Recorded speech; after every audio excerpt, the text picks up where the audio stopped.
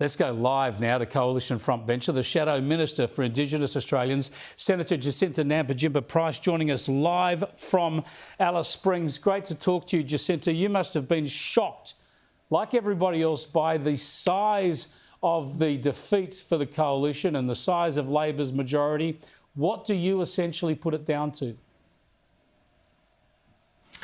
Oh, well, I guess there's many factors with regard to what brought about the shock win for Labor over the weekend, and there's a lot that we have to reflect upon as the Coalition to determine where all our mistakes are. I mean, obviously polling was a huge one, following the polling that was presented to us without looking at alternative polling as well.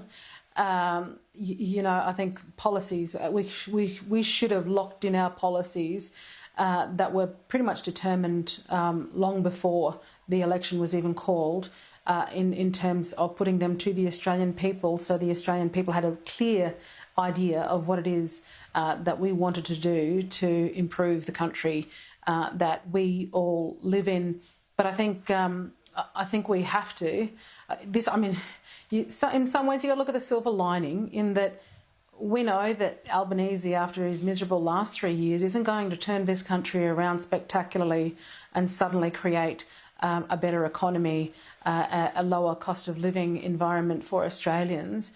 And certainly I know in closing the gap, I'll be watching very closely, because I know that all they do is invest in bureaucracies and organisations and do very little to actually speak to those who are served or supposed to be served by these bureaucracies. Yep. And that has led to why there's such a widening gap.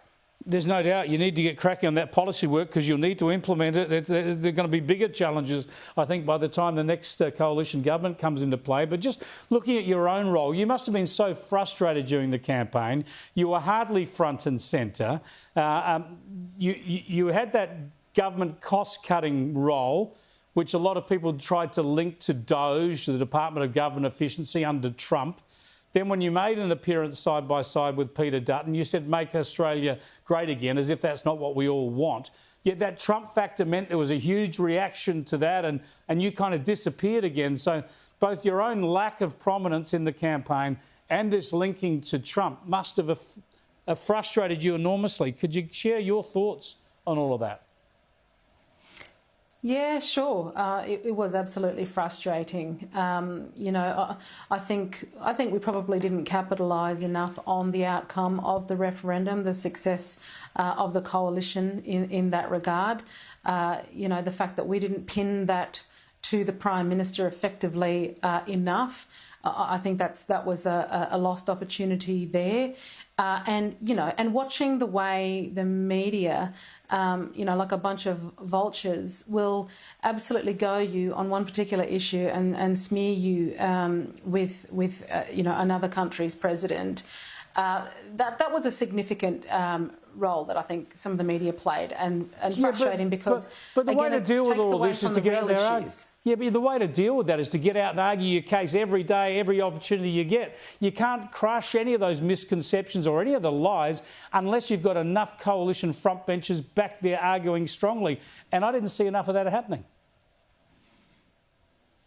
Yeah, and I guess, you know, that is definitely a frustration. There's a frustration for me. That's a frustration for others. There's certainly a frustration for those of our supporters out there. And these are a lot of the issues that we will have to address as a coalition going forward, and that will evidently come out in the wash-up after all of this as well, to look at what the strategies were and how they could have been done a hell of a lot better. Two big questions for those people right around this country who support you strongly, very important, about your own future. One is, will you put your hand up for a leadership position, the deputy leadership of the Nationals perhaps? But even beyond that, if you, while you're answering that, would you consider, I know under the CLP traditionally you must sit in the Nationals party room, would you consider seeking to change that so you could sit in the Liberals party room? Well, look, you know, again, I guess the count hasn't been finalised. we're all trying to get our heads around what's just happened.